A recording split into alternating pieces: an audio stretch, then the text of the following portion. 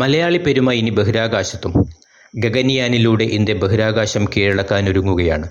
സമാനതകളില്ലാത്ത ജൈത്രയാത്ര തുടരുന്ന ISROയുടെ ചിറകിലേറി ഇന്ത്യ ബഹിരാകാശത്തെത്തുമ്പോൾ നമ്മൾ മലയാളികൾക്ക് അതൊരു അസുലഭ മുഹൂർത്തമാണ് സമ്മാനിക്കുന്നത്. മലയാളിയുടെ അന്തസ്സ് വാനോളമുയർത്തി പ്രശാന്ത് ബാലകൃഷ്ണൻ എന്ന പാലക്കാട്ടുകാരനെ ഗഗൻയാൻ്റെ ഗ്രൂപ്പ് ക്യാപ്റ്റനായി തെരഞ്ഞെടുത്ത് പ്രധാനമന്ത്രി ശ്രീ നരേന്ദ്രമോദി ഇന്ത്യയുടെ ഗഗൻയാൻ യാത്ര ലോകത്തിനു മുൻപിൽ അവതരിപ്പിച്ചു. എന്താണ് ഗഗൻയാൻ? ആരാണ് പ്രശാന്ത് ബാലകൃഷ്ണൻ നായർ? ബഹിരാകാശ വിപണി ഇന്ത്യ വെട്ടിപ്പിടിക്കുമോ? ഇത്തരം നിരവധി ചോദ്യങ്ങൾക്കുള്ള ഉത്തരത്തിനായി നമുക്ക് ഈ വീഡിയോ ഒന്ന് കണ്ടു നോക്കാം. നമ്മുടെ ഈ കൊച്ചു ഭൂമിക്കപ്പുറത്ത് വിശാലമായൊരു ലോകമുണ്ട്. നാം അതിനെ പൊതുവെ ബഹിരാകാശം എന്ന് വിളിക്കുന്നു. മനുഷ്യരാശിയെ എന്നും ഭ്രമിപ്പിക്കുന്ന ബഹിരാകാശം. സമുദ്രനിരപ്പിൽ നിന്ന് 100 കിലോമീറ്റർ ഉയരത്തിൽ അന്തരീക്ഷത്തിൻ്റെ അതിർത്തിയായി നിശ്ചയിച്ച ഒരു രേഖയുണ്ട്. കാർമൻ ലൈൻ എന്നാണ് അതിൻ്റെ പേര്. അതിനു മുകളിൽ നിന്നാണ് ബഹിരാകാശം ആരംഭിക്കുന്നത്. ഭൂമിയും ചന്ദ്രനും പോലുള്ള ജ്യോതിർഗോളങ്ങൾക്കിടയിലുള്ള ശൂന്യമായ പ്രദേശമാണ് ബഹിരാകാശം അഥവാ ശൂന്യാകാശം. ശൂന്യാകാശം എന്നാണ് പേര് എങ്കിലും ഇത് പൂർണ്ണമായും ശൂന്യമല്ല. വളരെ കുറഞ്ഞ സാന്ദ്രതയിലുള്ള ഹൈഡ്രജൻ്റെയും ഹീലിയത്തിൻ്റെയും പ്ലാസ്മയുടെയും വൈദ്യുത കാന്തിക മണ്ഡലങ്ങളും ന്യൂട്രിനോകളും ഈ പ്രദേശത്തുണ്ട്. 1984 ISROയുടെയും റഷ്യയുടെ സോവിയറ്റ് സ്പേസ് പ്രോഗ്രാമിൻ്റെയും സംയുക്ത സംരംഭമായ ഇന്റർ കോസ്മോസ് മിഷനിലൂടെ ഇന്ത്യക്കാരനായ രാകേഷ് ശർമ്മ ആദ്യമായി ബഹിരാകാശത്തെത്തി.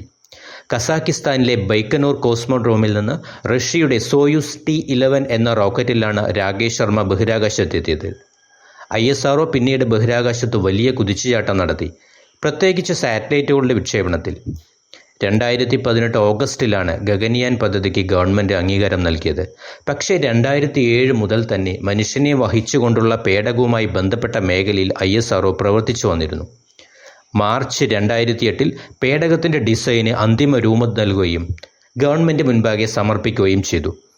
അന്നത്തെ കണക്കനുസരിച്ച് 10,000 കോടി രൂപ ചെലവ് പ്രതീക്ഷിച്ച പദ്ധതി പിന്നീട് ഫണ്ടിംഗ് പ്രോബ്ലം കാരണം ചില തടസ്സങ്ങൾ നേരിട്ടുവെങ്കിലും 2014 ഗവൺമെൻറ് കൂടുതൽ ബഡ്ജറ്റ് വിഹിതം ISROയ്ക്ക് അനുവദിച്ചു.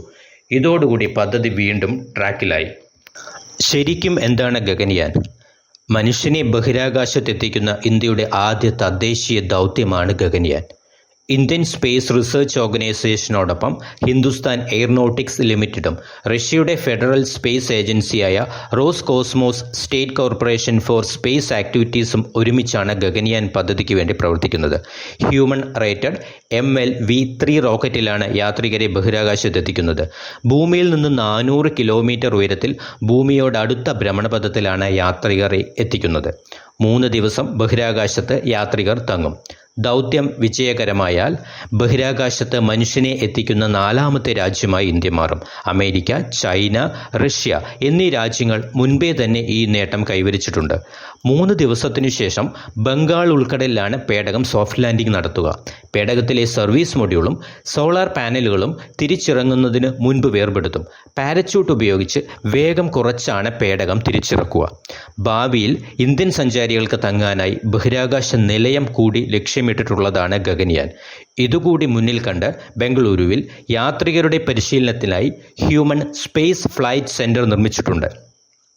ഗഗൻയാൻ യാത്രികർക്കായി പ്രത്യേകം തയ്യാറാക്കുന്ന ഭക്ഷണങ്ങളിൽ ഇഡ്ഡലിയും സാമ്പാറും വരെ ഉൾപ്പെടുത്തും. DRDOയുടെ കീഴിലുള്ള മൈസൂരുവിലെ ഡിഫൻസ് ഫുഡ് റിസർച്ച് ലബോറട്ടറിയിലാണ് മെനു തയ്യാറാക്കുന്നത്. ഇഡ്ഡലി, സാമ്പാർ, ഉപ്പുമാവ്, പുലാവ്, എഗ് റോൾ, ഹൽവ എന്നിവയൊക്കെ ഉണ്ടാവും.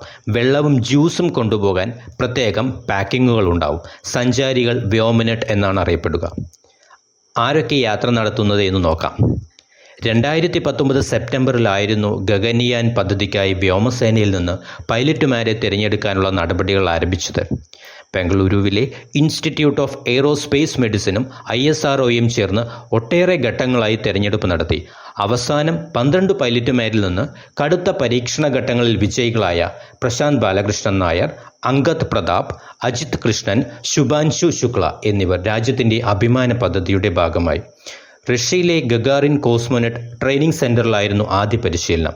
13 മാസത്തെ കഠിന പരിശീലനത്തിന് ശേഷം ബാംഗ്ലൂരിലെ ആസ്ട്രോനട്ട് ട്രെയിനിങ് ഫെസിലിറ്റിയിലായിരുന്നു പിന്നീട് പരിശീലനം.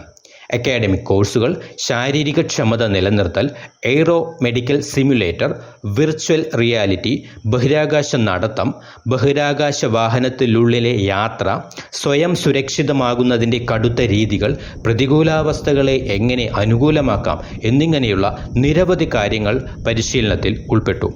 2025 നടക്കുന്ന ഗഗൻയാൻ ദൗത്യത്തിൽ 3 പേർക്കാണ് അവസരം ലഭിക്കുക.